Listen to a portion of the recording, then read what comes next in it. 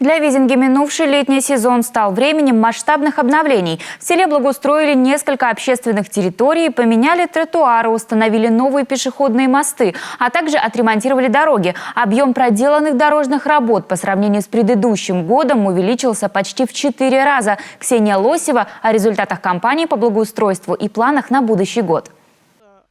Фаина Васильевна живет в Визинге более 50 лет. Говорит, за полвека облик родного села, если и менялся, то совсем незначительно. Но вот в последние несколько лет привычные переулки, дороги и скверы стали преображаться буквально на глазах. И это не может не радовать. Вот, наконец, очередь дошла и до улицы, на которой живет пенсионерка. Ходить здесь теперь одно удовольствие. Фаина Васильевна с нетерпением ждет, когда будет вводить по этой улице своих внуков в новую красивую школу, которая тоже откроется уже совсем скоро. Сделали асфальтированную дорогу по улице Мира, где мы здесь проживаем.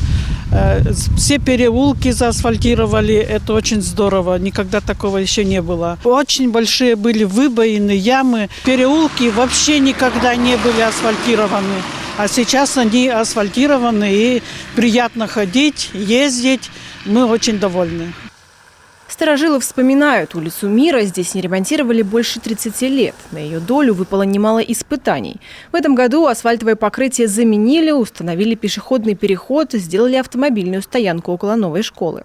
Такие масштабные ремонтные работы в этом сезоне были проведены на 12 объектах улично-дорожной сети. Это почти в 4 раза больше, чем в прошлом году. Задуманное удалось реализовать за счет гранта главы, который район получил в подарок на свое 90-летие. Все дороги, которые находятся в сельском поселении Визинги, они местного значения. А раз местного значения, значит, должны содержаться за счет сельского поселения. У нас бюджет очень маленький, дотационный, и на ремонт дорог уходило очень-очень мало денег. Эти деньги, которые были выделены грантом главы республики, конечно, нам очень помогли. Работ было сделано очень много.